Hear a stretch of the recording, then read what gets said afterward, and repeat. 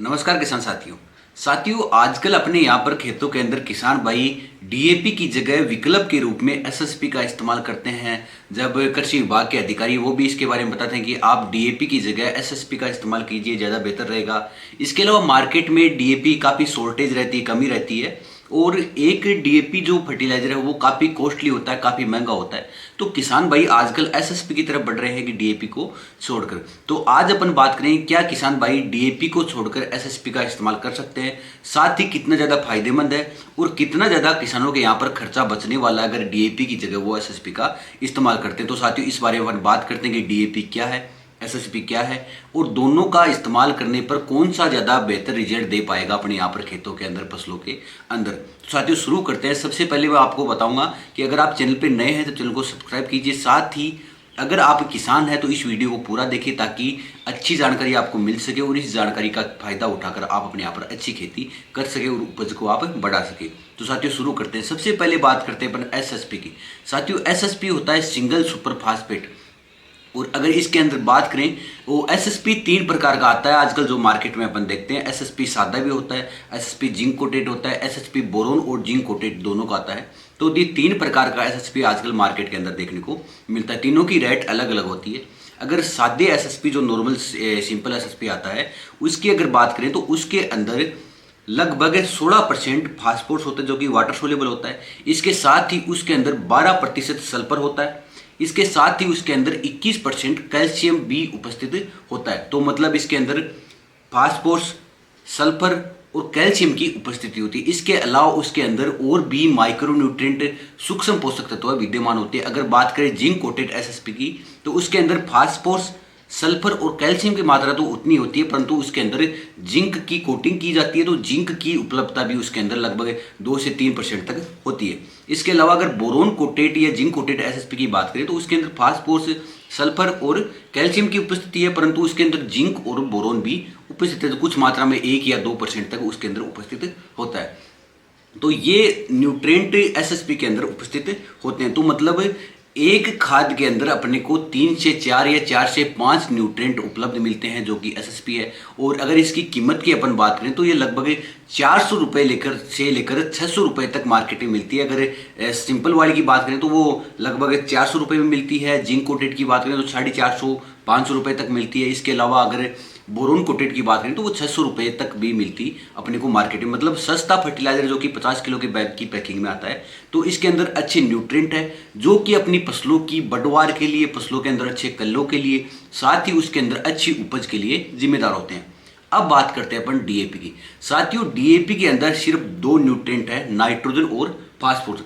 DAP के अंदर 18% nitrogen होता है। इसके अलावा 46% उसके अंदर फास्फोरस होता है। सिर्फ 2 न्यूट्रिएंट है। अगर उसकी कीमत की बात करें तो लगभग 1350 रुपये मार्केट के अंदर कीमत होती है। शॉर्टेज के अंदर काफ़ी कालाबाजारी भी होती है उसकी, तो लोग 1400 रुपये 1500 रुपये भी उसके किसान से वसूल करते हैं। तो मतलब सिर्फ 2 न्यूट्रिएंट है, काफ़ी कॉस्टली फर्टिलाइजर है और एक कट्टे के अंदर सिर्फ 2 न्यूट्रिएंट मिल रहे हैं। 18% नाइट्रोजन और 46% उसके अंदर फास्फोरस मिल रही है। वहीं अगर एसएसपी का इस्तेमाल करते हैं तो 450 रुपये में आपको एक कट्टा मिलता है। उसके अंदर फास्फोरस 16% मिल रहा है, 12% उसके अंदर सल्फर मिल रहा है, 21% उसके अंदर कैल्शियम मिल रहा है। उसके साथ ही अन्य फर्टिलाइजर जैसे जिंक कोटेड एसएसपी है तो उसके अंदर जिंक मिलेगा, बोरोन कोटेड एसएसपी है तो उसके अंदर बोरोन मिलेगा। साथ ही उसके अंदर अन्य न्यूट्रिएंट पाए जाते हैं जो कि फसल के लिए आवश्यक है, उसके बढ़वार के लिए, उसके अंदर अच्छी उपज के लिए। तो साथियों सबसे पहले बात करते हैं फास्फोरस फसल के अंदर क्या काम करता है जिसके लिए अपन डीएपी या एसएसपी का इस्तेमाल करते हैं। तो साथियों फास्फोरस अगर अपन ने फसल के अंदर डाला, चाहे वो डीएपी के माध्यम से डाले चाहे एसएसपी के माध्यम से डाले, तो अगर डाला है तो अंकुरण के तुरंत बाद उसके अंदर जड़ निकलना शुरू होती है। अगर फास्फोरस की उपलब्धता होती है वहां पर या डीएपी की उपलब्धता होती है, एसएसपी की उपलब्धता होती है तो उसके माध्यम से उसको फास्फोरस मिलता है। जड़ें अच्छी प्रकार से ग्रोथ कर पाती है, जड़ें मजबूत बनती है और ज़्यादा न्यूट्रिएंट, ज़्यादा पानी जमीन से फसल अवशोषण करती है और ज़्यादा उपज अपने को मिल पाती है। तो इसीलिए अपन जो भी खाद अपन जैसे एसएसपी है या डीएपी है वो बुआई के समय इस्तेमाल करते हैं ताकि अपने को ज़्यादा अच्छा परिणाम मिल पाए। तो आप डीएपी के अंदर जो फास्फोरस है उसकी जगह आप एसएसपी का इस्तेमाल करते हैं तो उसके अंदर भी 16% फास्फोरस है। तो अगर आप अपने यहाँ पर 3 कट्टे एसएसपी का इस्तेमाल करते हैं तो जैसे 16 32 16 30 48, तो मतलब 48% फास्फोरस आपको मिल जाता है अपने यहाँ पर वाटर सोल्यूबल डीएपी के मुकाबले 2% एक्स्ट्रा अगर आप एसएसपी का इस्तेमाल करते हैं, उतने ही पैसों का मतलब 3 कट्टे आपको अगर एसएसपी आप इस्तेमाल करते हैं, परंतु अगर 1 कट्टा एसएसपी का इस्तेमाल भी करते हैं तो भी आपको परिणाम अच्छा मिलेगा, क्योंकि उसके अंदर जितनी फसल को आवश्यकता है फास्फोरस की, उतना फास्फोरस उसको मिल रहा है। लगभग 16% उसके अंदर फास्फोरस उपलब्ध है। इसके साथ अब बात करते हैं अपन डीएपी के अंदर उपस्थित नाइट्रोजन के बारे में। तो नाइट्रोजन फसल की ग्रोथ में जिम्मेदार होता है, उसकी ग्रोथ करता है, उसके अंदर कलों का विकास करता है, उसके अंदर हरापन लाता है, साथ ही प्रकाश संश्लेषण करता है, जिससे जो पौधा होता है वो भोजन बना पाता है। तो आप अपने यहाँ पर डीएपी का इस्तेमाल करते हैं तो उसके अंदर 18% नाइट्रोजन मिलता है, परंतु अगर आप एसएसपी के साथ यूरिया का इस्तेमाल करते हैं तो यूरिया के अंदर 46% नाइट्रोजन होता है। उस यूरिया में से 50% आप बुआई के समय इस्तेमाल कीजिए, और उसके बाद 50% आप बुआई के बाद जब आपकी फसल 30 से 40 दिन की हो जाए, उस समय आप शुरुआती पहली सिंचाई के अंदर आप यूरिया का इस्तेमाल कर सकते हैं, जिससे आपको जो भी फसल की नाइट्रोजन की आवश्यकता है, जो भी यूरिया की आवश्यकता है, वो आप फसल की पूर्ति हो जाएगी और आपको यहाँ पर नाइट्रोजन कमी देखने को नहीं मिलेगी। तो एसएसपी के साथ आप यूरिया मिलाकर अगर इस्तेमाल करते हैं तो कम खर्चे के अंदर लगभग 700 750 रुपए के अंदर आपके यहाँ पर अच्छी उपज प्राप्त हो सकती है डीएपी के मुकाबले, अगर डीएपी के कट्टे की जगह आप यूरिया और एसएसपी के कट्टे का इस्तेमाल करते हैं। इसके साथ ही डीएपी में दो पोषक तत्व आए, नाइट्रोजन और फास्फोरस, परंतु एसएसपी के अंदर फास्फोरस इसके साथ उसके अंदर सल्फर भी उपस्थित होता है। तो सल्फर फसल के अंदर उसकी ग्रोथ के लिए जिम्मेदार होता है,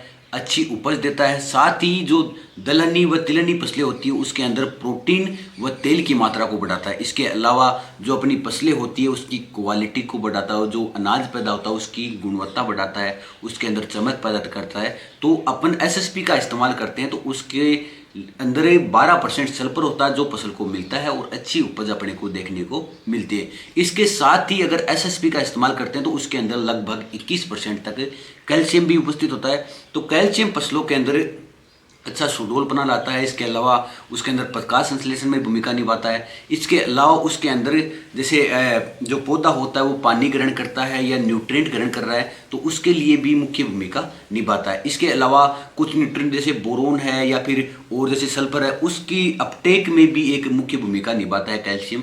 इसके अलावा जो अपन सब्जी वर्गीय फसलों की खेती करते हैं तो उसके अंदर जो फल बनते हैं, सब्जियां बनती हैं जो, तो उसके लिए एक मुख्य भूमिका निभाता है कैल्शियम। तो इन पोषक तत्वों के अलावा एसएसपी के अंदर बहुत सारे न्यूट्रिएंट, बहुत सारे सूक्ष्म पोषक तत्व होते हैं जो अपन इस्तेमाल करते हैं तो फसल को मिलते हैं और अच्छी उपज में अपने लिए जिम्मेदार होते हैं। तो आप अपने यहाँ पर डीएपी की कट्टे की जगह एसएसपी का कट्टा उसके साथ यूरिया का इस्तेमाल कर सकते हैं और आपको कम खर्चे के अंदर अच्छी उपज देखने को मिलेगी। तो धन्यवाद किसान साथियों, वीडियो कैसा लगा? अगर अच्छा लगा तो वीडियो को लाइक कर सकते हैं, साथ ही चैनल पर नए हैं तो चैनल को सब्सक्राइब कर सकते हैं, बेल आइकन को दबाकर नई वीडियो की नोटिफिकेशन प्राप्त कर सकते हैं। धन्यवाद साथियों।